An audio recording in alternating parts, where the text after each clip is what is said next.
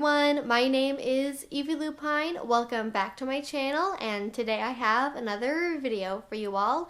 Today we are going to be talking about a little bit of a controversial subject in the kink community, and that would be codependency in BDSM relationships.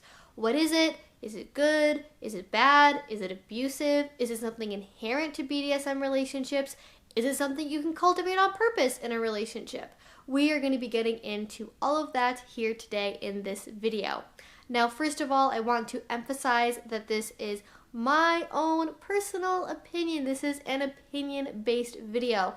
And I know a lot of the videos on my channel are more fact-based. This is what a flogger is, this is what a cane is, this is what being a sadist means, that sort of thing, where it's very, I guess, more concrete in the way that I might present something, and this is not really that sort of a case. This is something where, depending on your own experience, your own way of defining things, your own preferences, you may come out with a different opinion at the end of this video, and that's totally okay. This is a space where it's more about inviting you to think more deeply about these concepts and come to your own conclusions versus maybe what I had before I was writing for this video, which is a general codependency, that's just like a bad thing for a relationship, right? And not really like thinking too much about exactly what is entailed within codependency itself. Because like I said, I had not really had the chance to think about this that deeply until actually this weekend.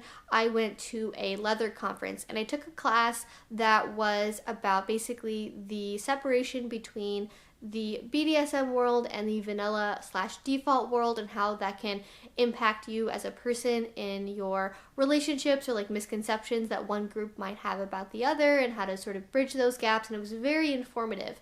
And one of the things that got brought up during that conversation was codependency. And it was very interesting because it was not brought up in a black and white sort of a presentation. It was not like, this is what codependency is, this is what this always means, yada yada yada. It was more about like, what does codependency mean to you? How do you define it? How do you think this impacts relationships, so on and so forth. Again, more about kind of your own thought process and your own conclusions about things, which I think is really interesting. Now, this is open to personal interpretation, but I do think it is important to start with a baseline understanding so we can have a conversation. So I want to start off with a definition of what I mean when I say the term codependency. When I say codependency, I am thinking about a relationship style where one person is very dependent on the other for their emotional needs, their self-esteem needs, even their physical and mental needs as well, and they are not really able to separate out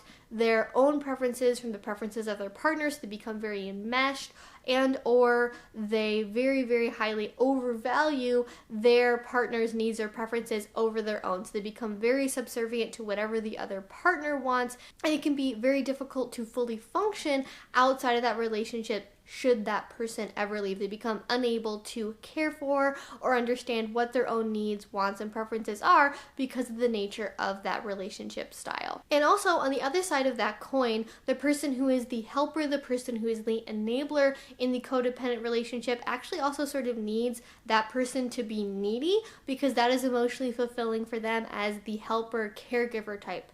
And hopefully that makes sense. Hopefully you guys are understanding what I'm talking about. And I think if we are looking at some of those bullet points from that list of what it means to be codependent, you can see how especially somebody outside of the BDSM community might look at a power exchange relationship and see some correlations there. So for example, somebody who is a submissive who chooses to give up their car or their job or their home to be with their partner full time, or the fact that submissives often talk about the fact that they live for their partner, that their purpose in life is to serve. That can also come across as very codependent. Or because submissives oftentimes pride themselves on obedience or their ability to put their needs below that of their partners. But is this really codependency? And if it is that a bad thing?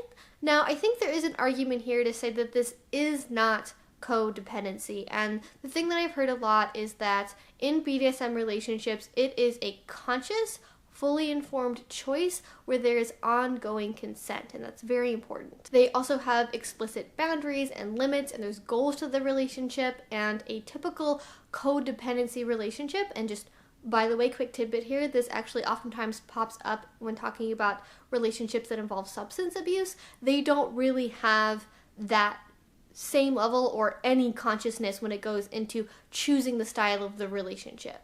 And in fact, in BDSM, the dominant, the so-called enabler or helper partner, will sometimes or oftentimes build in features to the relationship to help prevent that enmeshment, to help prevent the submissive from totally relying on them 100% for all of their emotional, mental, and physical needs. So for example, a dominant could have a role where the submissive is supposed to attend social functions, or they're supposed to have outside friends, or they're supposed to work on projects that are fulfilling to them but not necessarily fulfilling to the dominant. So they're maintaining a sense of independence, they are maintaining an outside support network, they are able to get their own fulfillment, not just from the relationship, but other things that they are doing in addition to that as well. Now, obviously, not all BDSM relationships are that conscious. Not all BDSM relationships have those types of rules. So I don't think this is like a 100% foolproof argument against the BDSM can't be codependent / BDSM is inherently codependent argument, because it does require a level of thoughtfulness going into things to make sure that you are not accidentally creating a scenario that could cause this to happen in a negative way. And that actually brings up something interesting that was part of the discussion we had in this class. I was surprised to find out that many people, especially those in high-level power exchange dynamics, so people who are into MS or property owner type of dynamics, they actually can sometimes consider what they do to be codependent, but they don't necessarily see it as an inherently bad thing. There's a separation in their minds between bad / negative codependency and good or positive codependency. So let's talk about that.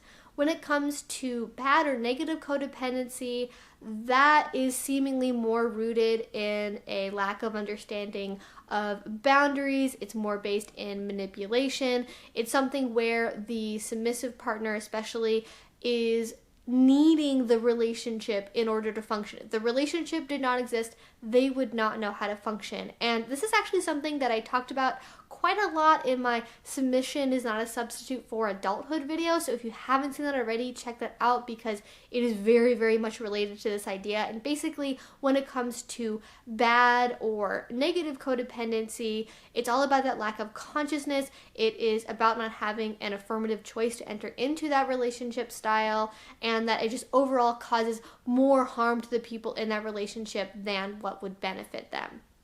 Compare that to a good or positive codependent relationship, and it's generally something where people really emphasize how conscious it is, how it is an act of ongoing affirmative consent, where it's something where, yes, the submissive chooses to give up power in the relationship, but outside of that relationship, they are able to exist as a fully functional person. They are able to take care of themselves mentally, physically, and emotionally, and they aren't 100% dependent on their partner to give all that for them. They can't actually be functional outside of BDSM. They give up the ability to make certain choices, but if for some reason they had to make those choices for themselves again, they would be able to do so. And they do, yes, prioritize their partner's needs over their own in some cases, but the dominant is also thinking about their needs as well, and those things that they do perform is not the sole summation of their worth as a human being. They have worth, they have self-esteem outside of the BDSM practice that they engage in. However, with all of this, when it comes to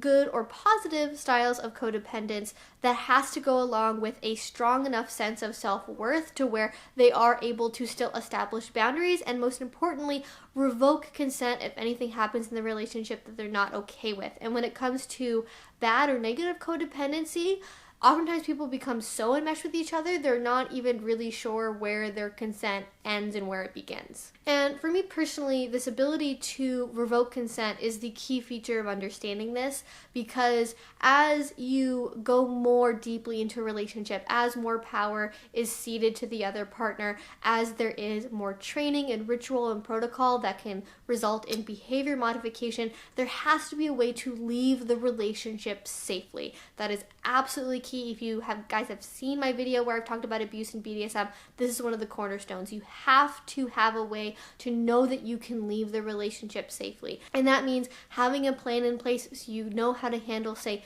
deprogramming if you've had a lot of behavior modification, learning how to unravel all of those really deep bonds from all the play you've been doing and the scenes you've been having. It also means making sure that the S-type, the bottom partner, is able to get back on their feet mentally, emotionally, and especially monetarily if they have been in a situation where they've given up financial control of their life, if they've given up a job, a car, a home, etc. Making sure that all of those things are going to be accounted for so somebody ends up leaving that relationship being as whole, if not more whole, than when they entered the relationship in the first place. It is ultimately about at least making somebody similar to how they were before the relationship started compared to in a codependent relationship, again, out in the wild, let's say, or in a negative fashion where it is so destructive, it is so harmful that the person can end up having baggage from that carried along with them for the rest of their lives.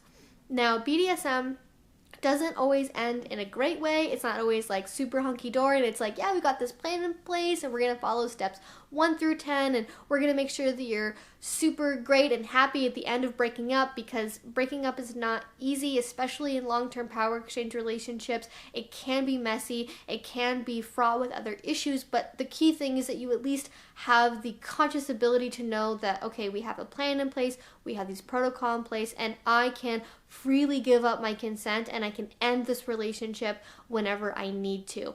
Now, I realize as well, I just want to make a quick note here, that a lot of this conversation has been about seeing codependency where the submissive, the S-type partner, is the one that is experiencing codependency. And I want to acknowledge that there is also the potential for the dominant partner to be codependent on the submissive. And that's a whole other conversation I think that is worth exploring. But in the context of thinking about codependency as something that, say, the default world would assume is bad about having a BDSM relationship, they don't really tend to talk about it in the framework of the dominant becoming codependent on the submissive. So that's kind of the lens, the framework that I'm using for this discussion. I don't want to make it seem like I'm completely disregarding the fact that codependency can go multiple ways in a relationship. So, can codependency happen in a BDSM relationship? Yes, it can. It can also apparently be a positive thing. It can be a goal of the relationship to develop that level of bonding, that level of commitment and trust. And I think what would benefit us most here is to actually not think about it as codependency, because I think it does have a negative stigma attached to it. I think it does have assumptions that go along with it that make it hard to have productive conversations around this style of relationship, especially when talking to people outside of the world of kink. And actually, my solution for that would be based on something that somebody said during that class that sparked all of this conversation. And they basically said it's not codependency, it's symbiosis. It's something where two people are working together as a unit to make the whole better, to make each individual within that unit better. And I think that is such a great way of thinking about this, because ultimately I think that gets more at the heart of what is fulfilling, of what is good in power exchange relationships, is you are taking two individuals, they are choosing to work together, and through that each one of them becomes better people, becomes more fulfilled in life, becomes just overall a better human being. And I think that's something that happens with all relationships, hopefully, outside of BDSM or within BDSM. You know, we all want to have relationships where we feel built up by our partner, where we feel successful, we feel motivated, we feel like they are on a team with us and we are moving together. Being on a team, super important. So that is how I would think about it. Maybe codependency is not the best term for this. I mean, I don't imagine that like self-help books are gonna say like, yeah, a little bit of codependency is great as long as you consent to it. Like,